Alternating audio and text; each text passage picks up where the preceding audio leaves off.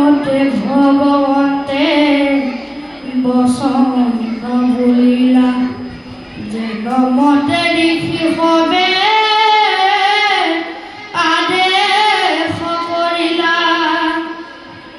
ৰাম হেৰি মতে প্ৰহ্লাদে কৰিলা প্ৰীতি কৰ্ম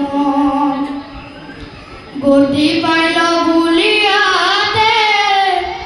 জিল হবে মৰ্ম ব্ৰহ্মায়ো দেখিলা হৰি ক্ৰোধ এৰিলন্ত দেৱগণে হবে পাছে বাক্য বুলিলন্ত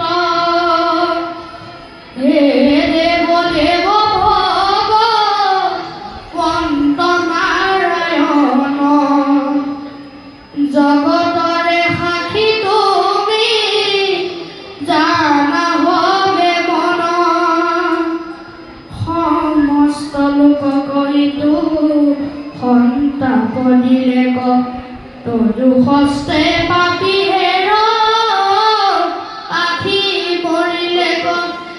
দেখিয়া আনন্দ মহা ধৰিলা গদাধৰ মুদেৱৰ লোভিতো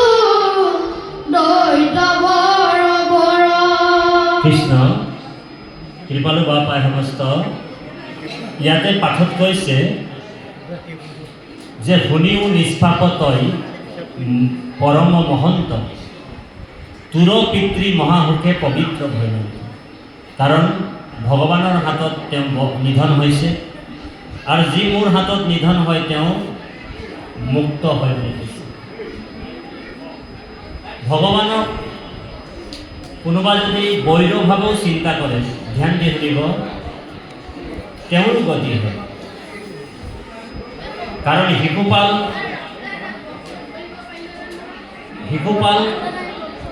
কংস হিৰণ্যকশিপুৰ আদি দৈত্যসকল ভগৱানক বৈৰভাৱে চিন্তা কৰিছিল তথাপিও কৃষ্ণ কৃপালু ভগৱানে তেওঁলোকক গতি দিছিল আৰু যদি ভগৱানক প্ৰেমভাৱে ভক্তি কৰা হয় নাৰদে প্ৰশ্ন কৰিছে প্ৰভু যে বৈৰভাৱে চিন্তা কৰিলেও বোলে তুমি সেই পৰম মুক্তিয়ে দিয়া আৰু বোলে কোনোবা যদি প্ৰেমভাৱে ভক্তি কৰে তাকো মুক্তি দিয়া বোলে সেইটো কি কেনেকুৱা কথা হয় বোলে বৈৰভাৱে চিন্তা কৰিও দেখোন তোমাৰ বোলে পৰম মুক্তিয়ে পাইছে আৰু প্ৰেমভাৱৰ ভক্তি কৰি বোলে মুক্তিয়ে পায়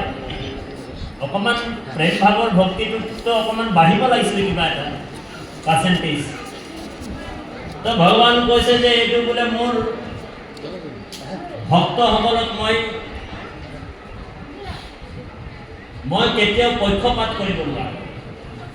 কোনোবা প্ৰেমভাৱে মোক ভজিছে তেওঁ গতি পাব কিন্তু ভকত কিন্তু মোক মুক্তিটো আশাই নকৰে সেইটো এটা ৰহস্য ভকতে কেতিয়াও মুক্তি বাঞ্ছাই নকৰে সেইকাৰণে ইয়াত কৈছে প্ৰহ্লাদক নিষ্পাপ বুলি কৈছে নিষ্পাপ মানে প্ৰহ্লাদৰ এটাও পাপেই নাই